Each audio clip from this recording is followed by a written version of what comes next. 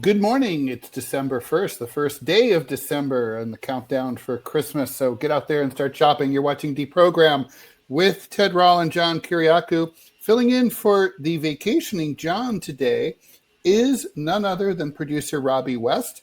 And we are very grateful, Robbie, for your ability to fill in, and we'll discuss that. John is out today. He'll be back tomorrow.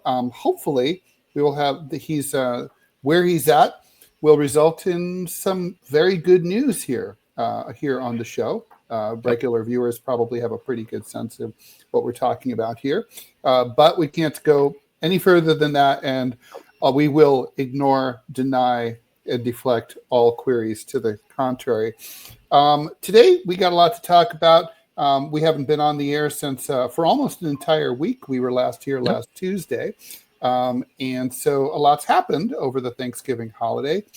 Most notably, there's the sort of undeclared war against Venezuela and against the fishermen and other random boats in the Caribbean has heated up as the Pentagon blew up a ship, and according to the Washington Post, and then survivors ended up in the water, and Pete Hegseth reportedly ordered a second strike to kill the survivors.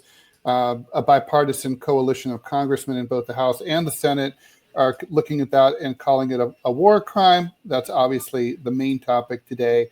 We're also talking about Trump's call to Nicolas Maduro, which happened earlier in the month, about 2 weeks ago. The two men talked on the phone, and Trump told Maduro to leave Venezuela, and gave him some terms. Those talks broke down, but obviously it shows you how far these things have gone.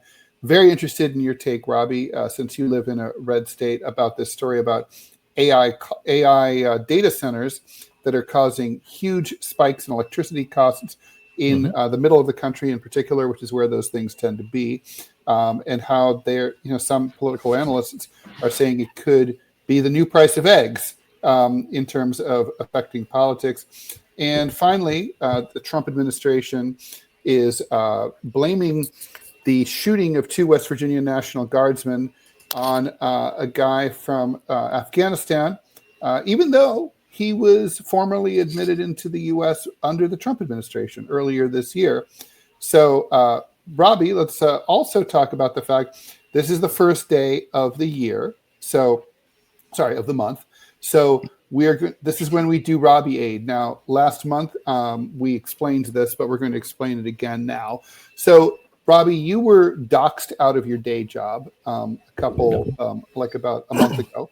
And so basically the deal that we kind of arranged here was if we could get support from the listeners and viewers of DeProgram, that you'd be able to come here and work with John and I on a full-time basis to build the show.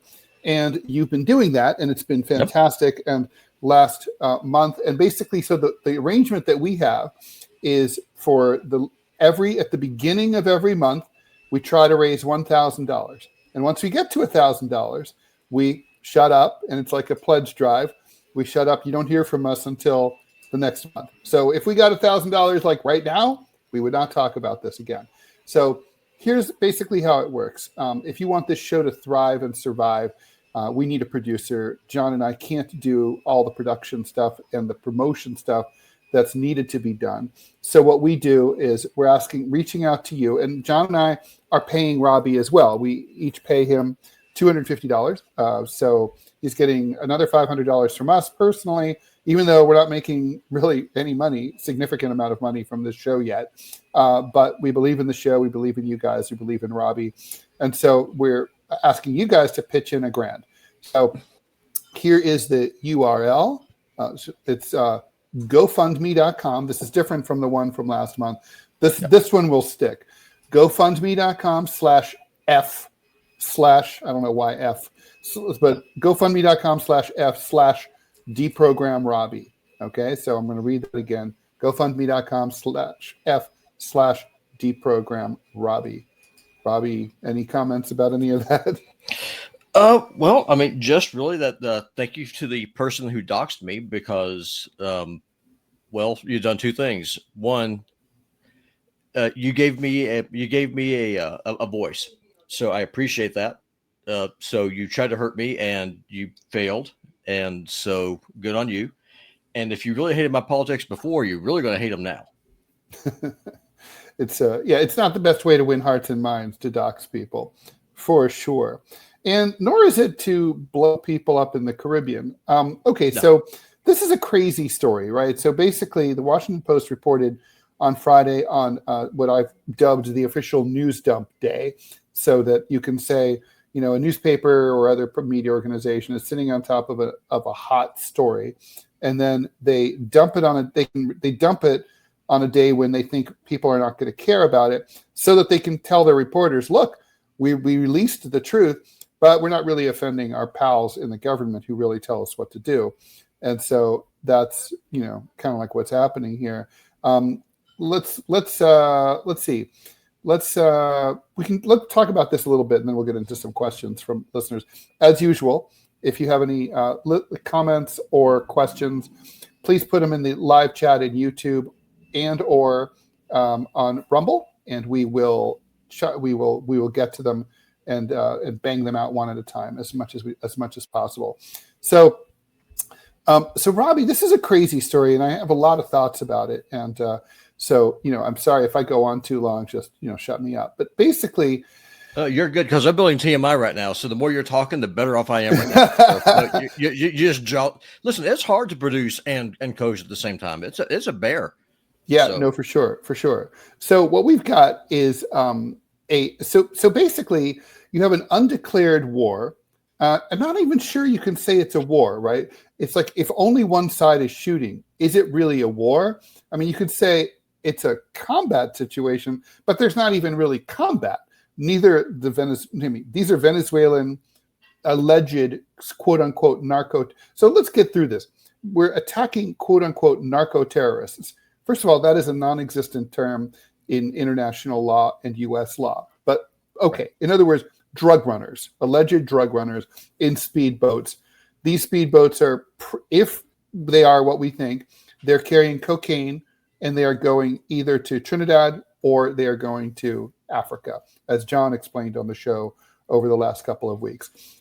None of these drugs are making their way to the United States. But we're going after these people who have this non-existent category, who belong to a non-existent organization.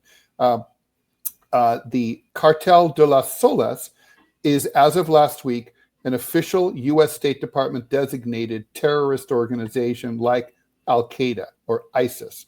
But the thing is, the Cartel de las Solas, which means the Cartel of the Stars, is literally just a slang term invented by Venezuelan opposition journalists to make fun of corrupt military generals who have stars on their lapels. That's all. On their epaulets, right? Well, aren't we also friends? Aren't we also friends with Al Qaeda now? I mean, we installed an Al Qaeda head chopper to run Syria. That's true. I mean, we are friends with them now. At least that's my understanding.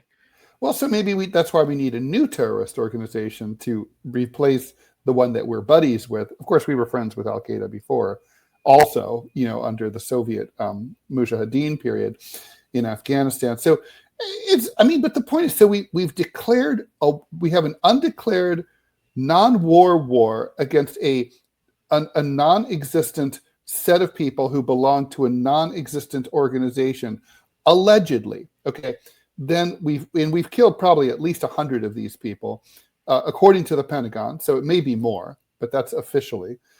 We blow up their boats. According to the Washington Post, some people survived this crash, and Pete Hegseth said, kill them all, and issued a double tap order. Now, that's the confusing part, Robbie. So that's the war crime, not the first attack, but the second attack. So if you get killed the first time, that's fine. That's fair.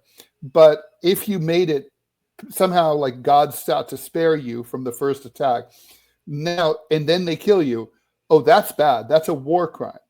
I mean, are they just basically talking to us that way because war crime is something that people understand as being really, really, really bad? Or is it because they just don't want to admit that the whole thing None of it's war crimes. What they really are is just simple acts of mass murder. It's no different than, than the University of Idaho guy who broke into the college apartment full of college students and killed them while they were sleeping. It's the same thing, right? I mean, they're just using military weapons to do it. No, I mean, they're just getting off on mass murder. And this is one of the things that really disgusts me as a right winger when it comes to the Republican Party. There is no higher power that anyone can have, whether you're a government or a individual, than to kill someone else. There's nothing else that you can do that gives you more power over that person than just kill them. I think, Ted, that these people are I think they're addicted to death. I think that they just love the idea of killing, of slaughter. They're drunk on blood. And I think that's all that this is. And my question is where in the hell is Congress? They can pull the plug on this tomorrow. Hell, they can do it in an hour from now. Well, the way they would do that is cut off the funding, right? I mean, so people forget that the way that the Vietnam War ultimately ended is that Congress stopped appropriating funds. For a long time, the defenders of the military said, "Oh, you can't do that. If you cut off their funding, they're gonna, our troops will be stuck in a foxhole, running out of ammunition as the dirty communist gooks overrun their position." Of course, that's not what happens. What really happens is, oh man, there's not going to be any ammo in 6 months. You better go to the airport, board airplanes, fly away, and leave and go home. And that is what happened. Of course it is. I mean, so Congress. Now, here's the thing. Why do you think it is, Robbie? And we'll get to some of these questions after that. Why do you think it is that we finally have a bipartisan group of senators and congressmen who they didn't have really much problem with the whole bombing campaign against random boats in the Caribbean and in the Eastern Pacific Ocean as well.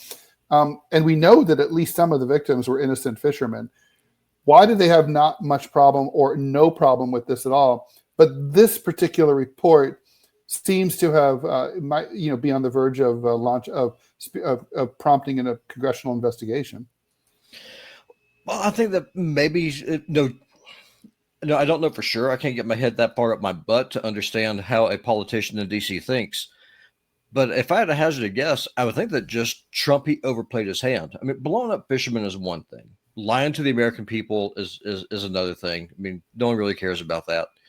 No one cares about the bombs being dropped on civilians in Gaza, just like they don't care about the fishermen getting blown up. I think where Trump overstepped on this is when he decided to unilaterally impose a no-fly zone over an entire country, which is an act of war. And even politicians, as cucked as they are, they still have a little bit of pride left. So they're probably like, maybe you should talk to us first.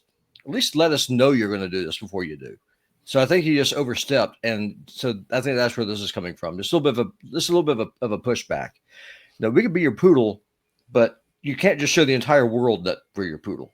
I mean, okay, so I do want to be, fair here and sort of say, okay, well, there is a tradition in war that, and it is odd, right? Like if two armies are fighting and one army and one group of soldiers captures another group of soldiers, as soon as you surrender under the laws of war, mm-hmm. or you're helpless, you are officially become wards of you're prisoners of war, and you're entitled to rights under the Geneva Convention. They can't just execute you. They can't abuse you. They have to feed you. There's all sorts of rules that govern how you have to be treated, right? So, but we're not at war. But we're acting as if these guys had.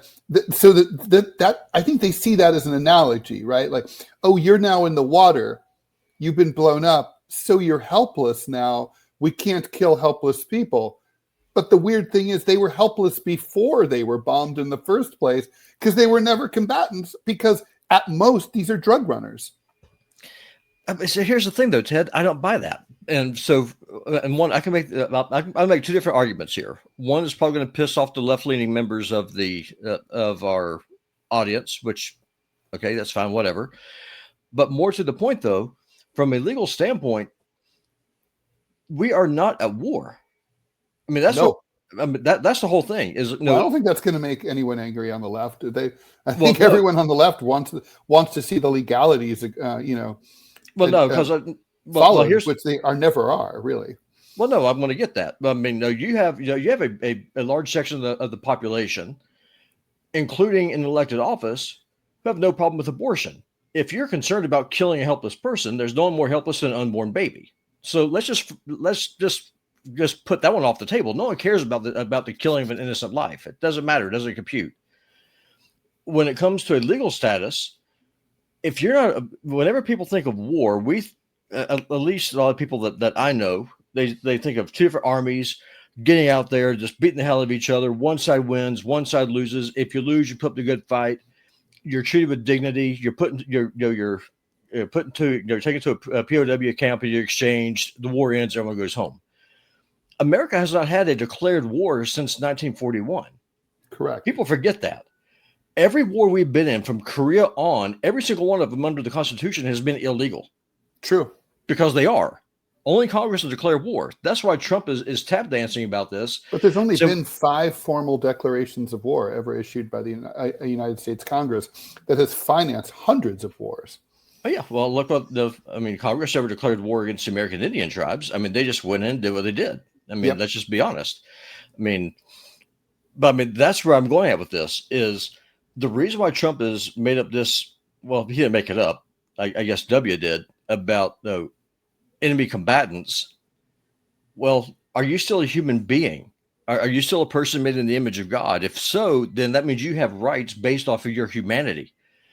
Well, if you dehumanize someone, this person's a drug runner, they're murdering all these people. I got in this debate yesterday at church with a guy who's just out and out supporting what Trump is doing.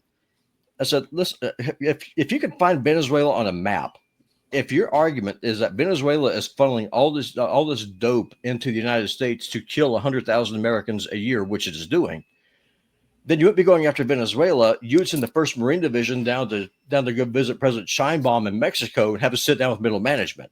That's how you would do this. True. It's not Venezuela. And you might have a chat with the Canadian, a little bit of a chat with the Canadians as well, too. For sure. So let's get into some comments. First of all, for people who are joining us belatedly, John's out today. He's fine. In fact, he's more than fine. He's great, but he'll be back tomorrow. He does, however, thoughts and prayers would be appreciated. For sure. Again, if you aren't familiar with John and his situation, you will know why. Okay, so some questions. Gregory Pattis, CFA. We're going to punt this question till tomorrow because John will be back tomorrow, but here's the question. How do you and CIA analysts learn a new country unrelated to the work you've done in the past? For example, if you wanted to learn about South Korea or Vietnam, where would you start? I can say, a little bit about that. I mean, let's say, so if I were going to go learn up, study up on South Korea, I literally would just start with an internet Wikipedia, reading about like the history and culture of South Korea and how it got to be divided and all that sort of thing. And then I'd probably look on Amazon for like the most well-reviewed history of South Korea, let's say. And then ultimately, you got to go. And that's like a really important thing. So, and going, the beauty of going is not just about just showing up and seeing what's what and talking to people. The research you have to do in order to go to a place, in terms of where are you going to stay? How are you going to get around? All that teaches you a lot of stuff about the culture.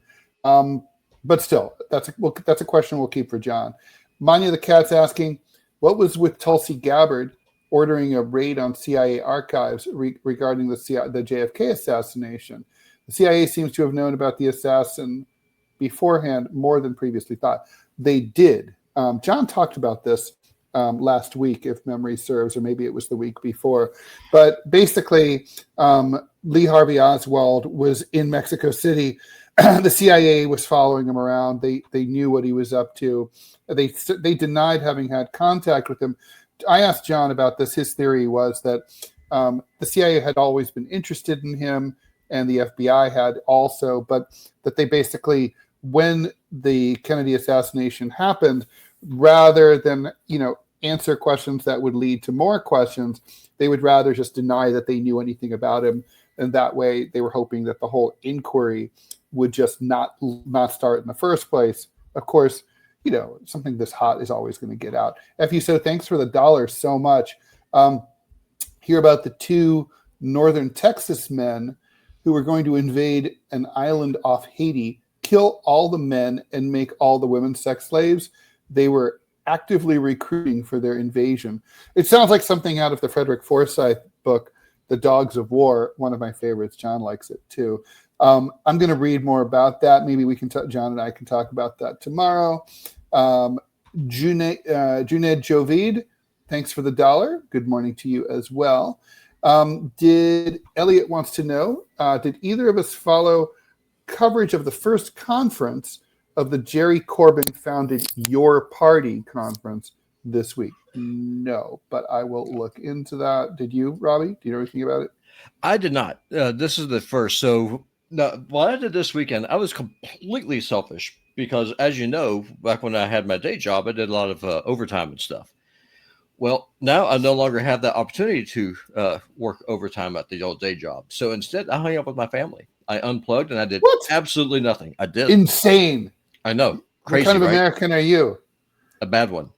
Clearly. Because I oppose executing unarmed, helpless people and genocide. So I'm obviously a bad American. So thanks for the additional $1. Old Petey, I keep thinking of Petey Wheatstraw, the Bruni Ray Moore character. But Hegseth thought he was being metal, screaming, "Kill them all." I think that's true. I do think that he thought he was being a fucking badass.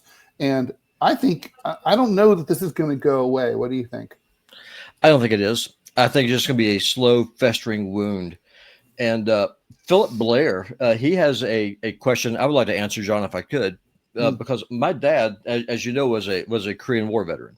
So funny story about him. He was in the Navy, and he was actually on shore leave in Seoul when the North Koreans went across the border. So he was a gunner on a cruiser. The cruiser left. My daddy ended up staying there in Seoul. He ended up getting up with a bunch of Marines. And for like a year, he was at the Marines where the Navy figured out that he's supposed to be a gunner on a cruiser. And so that's how organized our military was. But Philip's question was the Korean War legal because Congress ratified the UN treaty? The answer is no, because the Constitution is the supreme law of the land. It has a higher authority than even a treaty does. And the Constitution is very clear. Only Congress can make war. That's it. Only the Congress can do that. But it was a UN sanctioned police action. And that's so if the UN, it's technically a UN war, and the UN calls for its members to send troops to support it. So are you saying that, like, in order to honor its treaty obligation, every time the US sends a single soldier to a police action, let's say as a peacekeeper in Yugoslavia or something like that, that Congress would have to formally declare war or at least authorize the sending of troops? Well, in this, so as far as a peacekeeper goes, I mean, if you're there as a police force, one, let's just be honest, soldiers make very terrible guards and cops. Yeah. So that's probably a bad idea to do in the first place. That the entire idea that you would send an army as a peacekeeping force to police a population is insane, because soldiers are not trained to be cops. They're trained to blow things up and kill people. So that entire concept is an oxymoron. But more to the point, when Korea happened, we went in because the North Koreans invaded. So it was an act of war. Congress, is the responsibility of Congress to declare war. The same argument can be made in Vietnam. If you're going to go in, do it the legal way. That's the whole problem, right? We have a rules-based order, not a law-based order. If you make the rules, you have the power that you give yourself to blow up fishermen in the Caribbean or to drop bombs on apartment buildings in Gaza. That's not law. So Timber Time brings up a good point. It's international law regarding maritime conflict. Once a ship is blown up, any survivors are not threats and are supposed to be given quarter. I mean, that's true. That is, like, we saw that in most notably in the Pacific Theater in World War II. And once you blow up a ship, You're supposed to take everyone in. So, FUSO, thanks for another $1. Zero evidence presented that these fishermen were drug runners. That's true. Zero evidence. Murder without due process. Trump and his goons are mass murderers. Yeah, Agreed. that's true. FUSO asks me what my favorite cartoon was as a child. My favorite comic strip was Peanuts. That's kind of boring. I also liked Garfield and The Far Side a little bit later on, and I read comic books too when I was little. I started out with the sort of wimpy ones like Richie Rich and Little Lotta, but rapidly got into Weird War and horror comics. That's just how it was. Heathcliff is awesome. Just Heathcliff, the dog. You remember Fat Albert? Of course. Hey.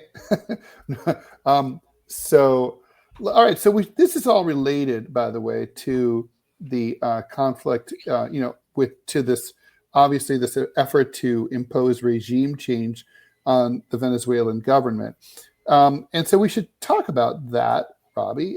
So we know that the other day, I think it was, if memory serves, it was on November 16th that Trump picked up the phone and talked to Nicolas Maduro, and he gave him an ultimatum. He said, you can save yourself and those closest to you, but you must leave the country now. Apparently, the U.S. offered safe passage for Maduro and his wife and their kid, and also several top officials in the government.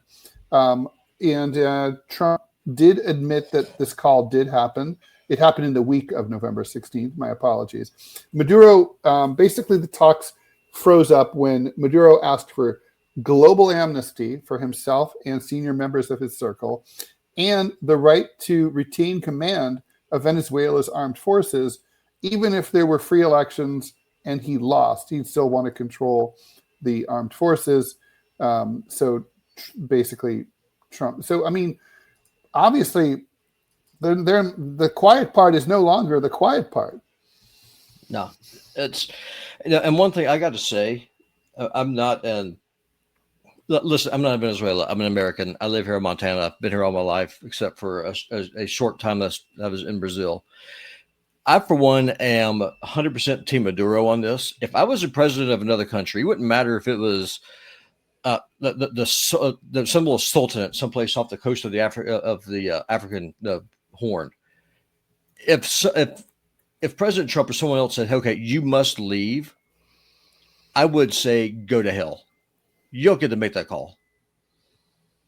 Well, I mean, so this is so. I mean, I have to admit, I mean, this is a new level, right? I mean, like obviously the Iraq War, famously, infamously, was ginned up. But still, there was a need. Obviously, the Bush administration felt a need to put in, to go to the American people, propagandize, and say, "Listen, we are going to need, we need to overthrow Iraq because they're a threat." They made up the threat. The weapons of mass destruction that were supposedly left behind after the Gulf War, even though they were supposed to have been destroyed. Okay, that turned out to be a lie because those weapons were destroyed. I'm going to read an ad, Robbie, but I'm going to before I do that, let me just sort of ask you so you can think about it. I mean, what do you make of the fact that there's no effort here to have a cover story that makes any sense at all? And they're not selling this to the American people. Trump's not giving speeches. Vance isn't giving speeches on national television saying how dangerous Venezuela is, how they're overrunning, they're flooding our streets with drugs that are killing the American people. They're just blowing people up and trolling the president of Venezuela. All right, here we go. Right. I'm going to read this ad. If you haven't already, make sure you download the Rumble app. It's free, simple to use, and the best way to stay connected to the content you want. Once you've got it, search for our channel and hit follow. That way you'll get a notification every time we go live. No missed shows, no extra steps. You can grab it right now using the link in the description or the pinned live chat. Download it to your phone, and if you're ready to go, and you're ready to go. And if you prefer watching on the big screen, Rumble is available on all major streaming devices and smart TVs. Just search for Rumble, follow the channel, and be part of the action. That's it. Okay. Yep. So when it comes to what you're talking about just the arrogance, and that's really what it is. It's the arrogance. They think that they don't have to tell the American people the truth anymore, or even come up with or even work to tell even us a lie. Yeah, I mean, what they do is say, "Oh, well, they're running drugs." First of all, look at a map that they're 100% not. But I mean, at least not here. But it just goes to show. I think it's two different things. One, I don't think this has anything to do with Maduro. I think that this is an effort to try and cut China off of the Venezuelan oil trade because they buy so much of it. I mean, China's even built refineries down there because China needs oil. It's a growing economy. It's a growing nation. So they want to cut off the oil. They're trying to starve it. I think that's really what this is all about. It's not drugs. It's not even Maduro. Because Venezuela is the largest producer of oil in the Western Hemisphere. Yeah, of course it is. And then as far as just the arrogance, I think it's two things. One, they know that the economy sucks. They know that it's getting worse, and so people are distracted by the cost of living, the cost of food, energy, housing. That's all a major problem now. And so we're going to be talking a little bit about that very shortly in a few minutes. But Robbie, I get the whole war as distraction, war as a force that gives us meaning, as Chris Hedges beautifully titled one of his books. Mm-hmm. But it's like, okay, again, if you're going to distract, then distract. Why is there a lack of a PR campaign to the American people? Why don't they have like a Judy Miller type person at the New York Times who is liaising between the media to spread the message that Venezuela is horrible and evil and killing our young people? Why are they not bothering? Why is Trump not giving prime time Oval Office speeches talking about how evil Maduro is? I mean, and I mean, of course, obviously that's it. And this is a two question. And then what, assuming that Maduro gets on a plane with his entourage and takes off, what are they going to put in? This is the Iraq question. Who are you going to replace that regime with? You and I both know they're not going to just allow free elections. If they do, a socialist is going to win.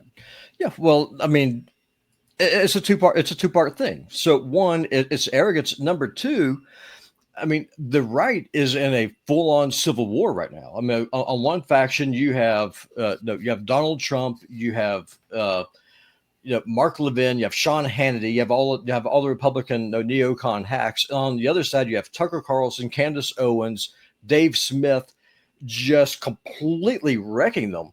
And one point that I would like from my side of the right, the populist right, to point out, if you're concerned about migrants like I am, then blowing up a huge country in South America is probably going to exacerbate that problem. So why, first of all, how is that putting America first? Second, if your concern is about migration, then why would you do something that's going to cause more migration? And then you have that idiot Lindsey Graham who posted a video a couple of weeks ago saying that America has to destroy Venezuela because Venezuela is a friend of Hezbollah. I mean, he said that on live TV on Fox News. Ridiculous. It's like, first of all, most Americans can't find South America on a map, not to mention Venezuela. Second, even if you could, the thing that you're going to say that Venezuela is propping up Hezbollah because Iran is weak and smashed that's even a dumber argument than saying that Venezuela is flooding the country with drugs. It's insane. No, it's just arrogance. It's like cancel culture, right? No, I know, Ted, that you and I have talked about this before. The left lost the ability to debate when they figured out that they could cancel people with culture war. Well, whenever you cancel people, you get lazy with your arguments, because what need of you to have a debate if you could just cut their tongue out? That's what I like it. That's what this is all about. They're lazy. They don't know how to sell the argument because they don't have anyone that's able to articulate. And the problem, but here's the thing: if you don't have, I mean, we saw this in Vietnam, we saw it in Iraq. Iraq's a good example. I mean, the American people were 90% behind invading Iraq on the week of the invasion. Now it's widely considered one of the biggest mistakes that this country has ever made politically, and it really hurt it led to Obama's rise and election in 2008 and a Democratic sweep in 2010. I guess, but didn't change anything, because then Obama destroyed Libya and now we have open air slave true. markets. But the point is that, like, there's still kind of a feeling that a society can't prevail at war for any length of time without popular support, at least at the beginning, right? Right. Here, there's no effort to do that. This war will be owned 100% by Donald J. Trump on day one. And it's like everything that goes tits up as a result of it is going to be Donald Trump's problem. But and that's he's going to be blamed, and the GOP will be blamed. Well, of course, he'll be blamed, but Trump, for one thing, doesn't care about the GOP, and the GOP doesn't care about the American people. Just like the Democratic Party doesn't care about the American people. That's why Trump is not framing this as a war. That's why he's not wrapping himself in the flag and going out and just talking about how these evil South Americans have to be destroyed because they're the next Hitler. The reason why he's wrapping this up as a crime fighting measure is because people are smart enough to realize if you're in New York and if you're worried about crime, which you probably are, then it's easier to slide in a fake narrative into an existing reality. That's what this is all about, in my opinion. Okay. Mr. Out Straight on YouTube says there are rumors of Venezuela, then possibly Cuba. Any thoughts on this? Are they throwing out the deal JFK and Khrushchev, I assume is what he's talking about here, between the U.S. and USSR made? Well, that deal, I think, has been dead many, many years ago, which was basically leave, the Soviets pull their missiles out of Cuba. We pull our missiles out of Poland that were facing out of Eastern Europe. They were pointing at the USSR, and we leave each other alone in these two spheres. I think the U.S. clearly views Cuba as vulnerable. I think if Venezuela worked, the idea would be that they could move on to Cuba, but it's not going to work. I mean, they're going to deal with hostile military opposition if the U.S. invades. There will be a guerrilla war, Matina V says Venezuela is all about immigrants in South Florida who want to move back. Speaking of anti-Castro Cubans, who want to move back home and take their country back. Well, good luck with that. Hefty So, thanks for the buck. Rubio wants it all cut off Cuba from Venezuela. That's a good point. Cuba gets a lot of support from Venezuela. Sneaker Dad, Robbie's trying to use common sense to explain U.S. foreign policy. They do not mix. So true. No, not at all. All right, so shall we pivot a little bit? And guys, keep the questions coming. We do appreciate them. If you're joining us late, again, John Kiriakou, my co-host, will be back tomorrow. And we're doing Robbie Aid because it is the first day of December. Every month we need $1,000 from you guys. So if you can kindly afford it and step up, please go to GoFundMe.com/F/DeProgram Robbie. I'll leave that URL up on the screen. That's GoFundMe.com/F/DeProgram Robbie, or you could just go to GoFundMe and just search for DeProgram Robbie, one word. Okay, so Robbie, let's talk a bit about this story about I thought this story about AI was absolutely fascinating. So so obviously a lot of data centers, which are these giant rooms, warehouses full of computer servers that go on and on and on and on. They're all over the country. They're not just in flyover country, and they're not just in places like Nevada, but there's an inordinate number of them in places like Nevada, because they are like in Nevada, it's kind of like a remarkable, there's no weather, right? There's no tornadoes, there's no wildfires, there's no earthquakes. Generally speaking, if you put when you drive across Nevada, you can still see the ruts from the wagon trains on the side of the highway. So, things really don't change there. It's kind of like, it's like Egypt with the pyramids. So, But anyway, the point is, these AI data centers, which are all over the place, they're gobbling up billions of kilowatt hours. And what that's doing is putting a huge strain, not only putting a huge strain on the existing infrastructure of the power grid, that's requiring these utilities to invest hundreds of millions of dollars in upgrades improving their equipment, adding more generators. Those are costs that they pass on to the ratepayers. At the same time, it's also just supply and demand. There's more demand for power, and so therefore, when there's more demand, the utility can charge more per unit.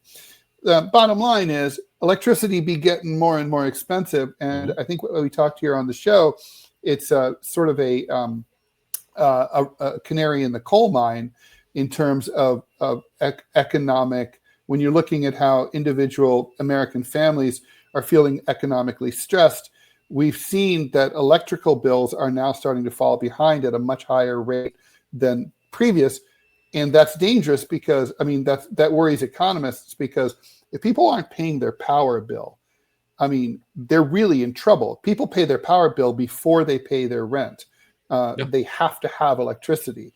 You might be able to fight off the landlord in landlord-tenant court, but you have to have power. Otherwise, you freeze to death. You can't do anything. You can't refrigerate food, obviously. So the point is, there's speculation that rising electricity prices, which are now on voters' radar, could become an issue next year in the midterms and in the 2028 presidential campaign. I don't know. Is that like a wishful thinking on the part of the Democrats, Robbie, or is that something that is actually, is that real? Is that in other words, is power the new price of eggs? Oh yeah, no, it's real, but the Democrats can't run on it because they're not doing anything to stop it. So it's kind of like them with the whole warfare state. Show me a Democrat that's actually up and actively campaigning against undeclared war. You can't find one. It's the same thing with utility costs. Neither political party cares. No, and here in Montana, right now this morning, it is a whopping -2 degrees outside my front door right now. Brisk. And so, it's a little bit cold. And so people here care about the cost of electricity, because here in the Flathead, next time you come here, I have to take you to the dam. Our electricity is generated from the Libby Dam, which is a hydroelectric dam. Well, our energy prices keep going higher and higher and higher every year, even though God keeps giving us water every year. And the reason for it is because Flathead Electric keeps selling more and more electricity to states like California and Nevada. Well, because they keep selling this electricity, so they're obviously making a profit, but they're greedy corporatist bastards. And so what do they want to do? They want to keep on jacking the rates here in Montana. And so as a socialist, I think that any expense, that is essential for life, and is something that should be controlled by the government and should be nonprofit. And I would say electricity qualifies. Oh, for sure. If it's as cold as it is here in most places, people don't have heat, people die. It happens every year. And so that's just a fact of life. But more to the point, think about this. So AI is one of the reasons why electricity cost is going up. AI is also a leading cause for people losing their jobs. Like Verizon laid off 14,000 people last week. There's more layoffs coming. And when the corporate, their corporate overlords released this, they said because these jobs are outsourced to AI. So not only is AI taking the jobs, then AI's cost is driving up the cost of living. All the while, the government is creating inflation to pay for wars that it can't pay for any other way because there's not enough money to tax. So it's a perfect storm. And the Democrats the whole time are sitting on their hands, squawking like a bunch of geese, but doing absolutely nothing about it. Well, I don't see how they run. That's their story on everything, isn't it? Though it's, by the way, parenthetically, I'm sure you saw these polls about how the number of Americans who think that either political party cares about them, not is doing anything, cares about them, is like in single digits now. Nobody believes that. To me, that's a harbinger of revolution, collapse, revolt, something. Well, you got to look at, to your point, you have to look at why are people like Tucker Carlson and Nick Fuentes, who I think is a insane blowhard. Why is Nick Fuentes getting so popular? It's because he's tapping into that rage. Tucker Carlson's doing the same thing, but Tucker's doing it in a responsible way. He's just like, we have to understand that the goal of that the task of the American government should be to put the American people first. Meanwhile, Nick Fuentes is talking about blow it all up, start to build a fire, start over, do a hard reset. And that's the problem. These two people are getting more and more popular for a reason. And the question is who are you going to end up with? Are you going to end up with Tucker, or are you going to end up with Nick? Because you'll get one of the two. Well, I think the powers that be will they rest easy at night as long as populists on the right only talk to people on the right and populists on the left only talk to people on the left. They feel like, oh, everything is nice and divided and conquered, and we're good. Yeah, but that whole thing though is breaking down. Ted, this show is living proof of that.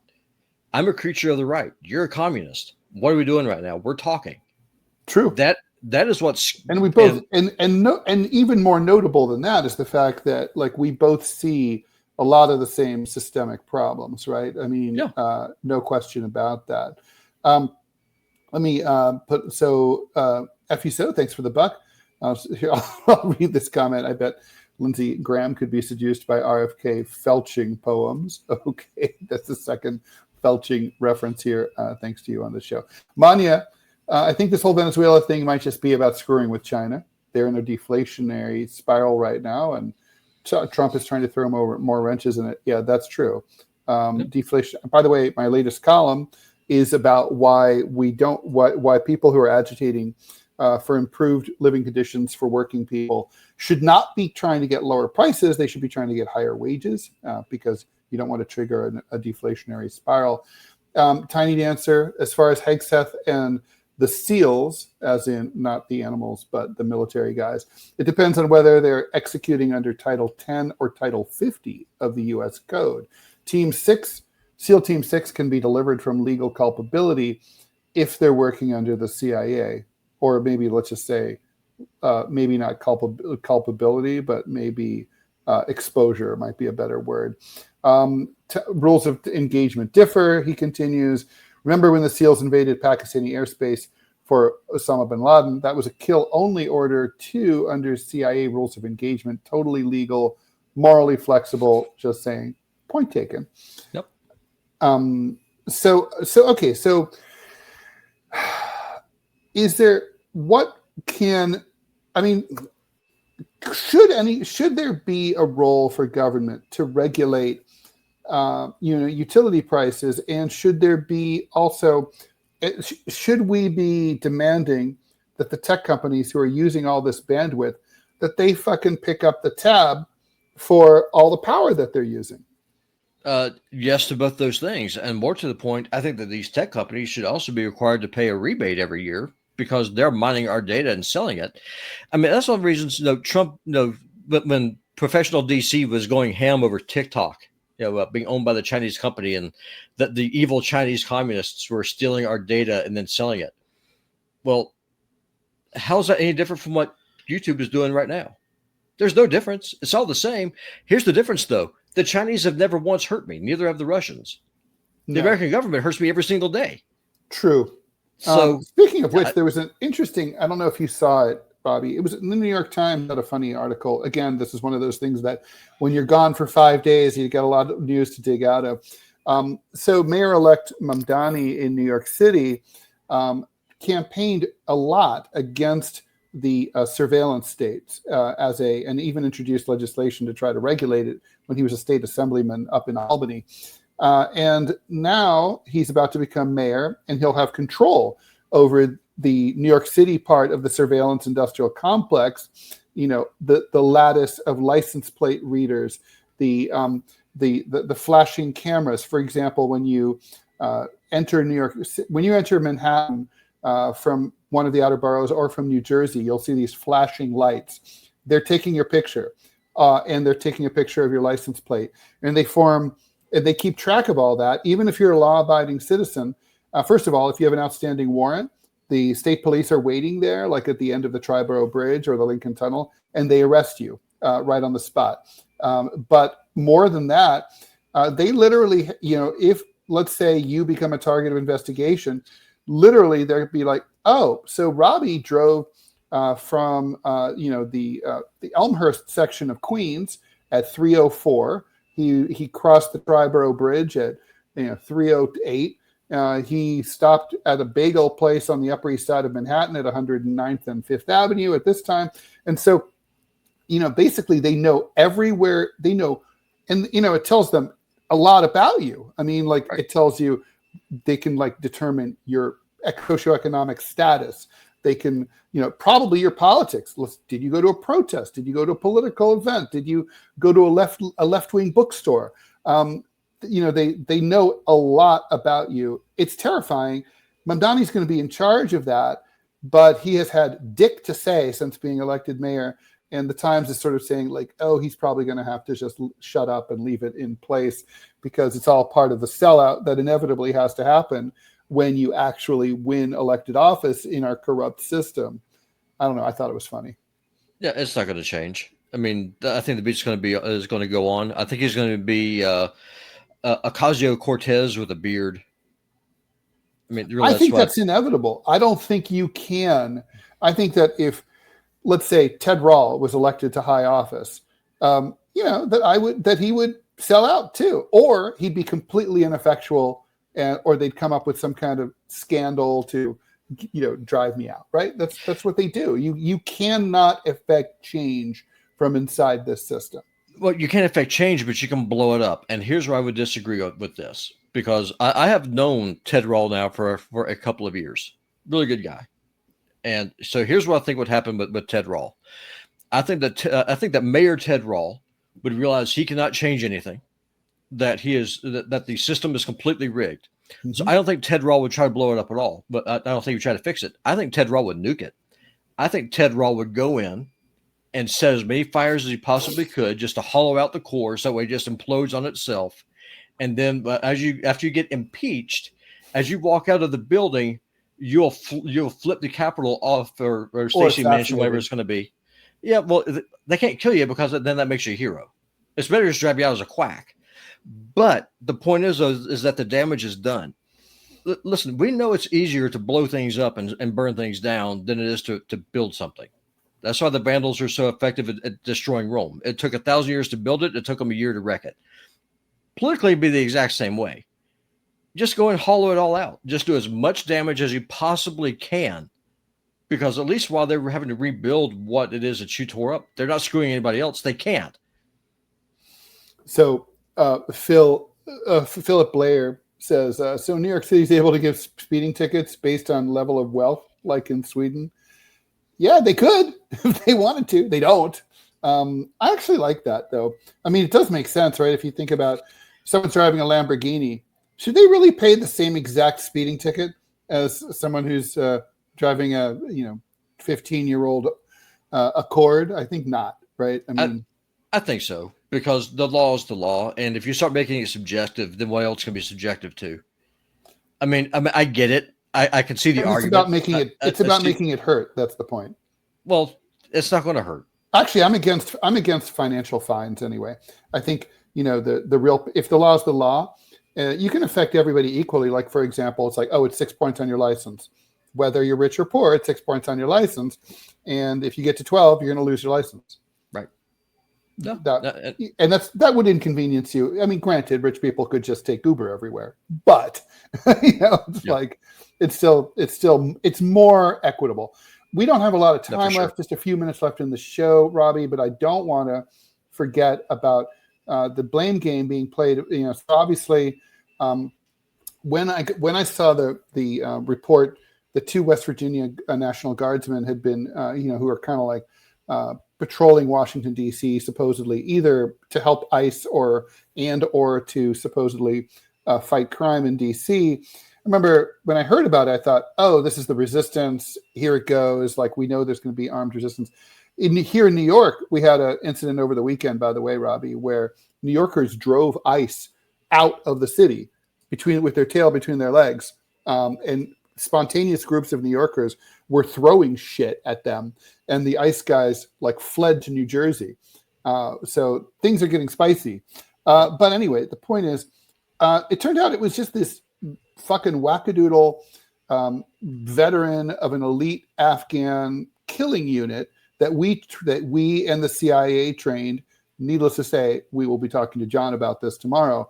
And it looks like he basically lost his mind from the shit that he and other guys in his unit pulled back under the Ghani and the Karzai puppet regimes that ran Afghanistan for 20 years under U.S. occupation. And that basically he cracked. He was admitted to the U.S. He crossed the border from into the U.S. in 2024 under Joe Biden, or whoever was running the country and under Joe Biden's name. And he was admitted formally this year under Donald Trump. What's Trump on about? Why is he trying to blame Biden for this when clearly this is an American ally who, we tend to allow our former goons into the country, and some of them snap. I mean, I don't know. I'm not really I'm not getting the point of this, other than if I blame you, then then it's harder for you to blame me. Is that basically it? Well, it goes against brand. I mean, Trump is right to call out what Biden did with throwing open the borders and allowing all these people in. You know my position on immigration. Anyone who's watched this show knows my position on immigration. I would say if you're here, I can't even talk right now. If you're here illegally, you round them up, you send them back home. They can return to the place from which they came. No problem with it. I do not feel sorry for you. Goodbye. Do not let the door hit you on the way out. That is doubly so if you're a traitor to your country. If this dude's an Afghan, he signed up with an occupying force that invaded his country. The dude is a traitor. So then don't be surprised when you recruit a traitor. You train the traitor. The traitor is killing his own people. Do not be surprised when the traitor then betrays you and kills your people too. I mean, that's not a good play. Can we just call it what it is? I agree with you. I have no sympathy for those people who, basically worked for the U.S. as an occupying power. To me, they're no different than Vichy or any other fucking Quisling during World War II. But anyway, we will, I'm sure, continue to follow the blowback from that fiasco. Please help out with Robbie Aid so we can keep this show running smoothly. And, in situations like this, when me or John has to be out, Robbie can fill in, and we have a show on day to day that we would not otherwise have had. Please pitch in. We're trying to get to $1,000. We'll let you know when we do. And then you're off the hook until January 1st. The URL is gofundme.com/F, like Frank, /deprogram Robbie. Please stay tuned for the TMI show with me, Ted Rall, and Manila Chan for a lighter and quirkier take on the news, culture, politics, and everything. We will see you on the other side. We'll be back tomorrow here on DeProgram at 9 a.m. Eastern Time. Thanks so much for listening and for all of your generous donations. Take care. Bye, Robbie. Bye-bye.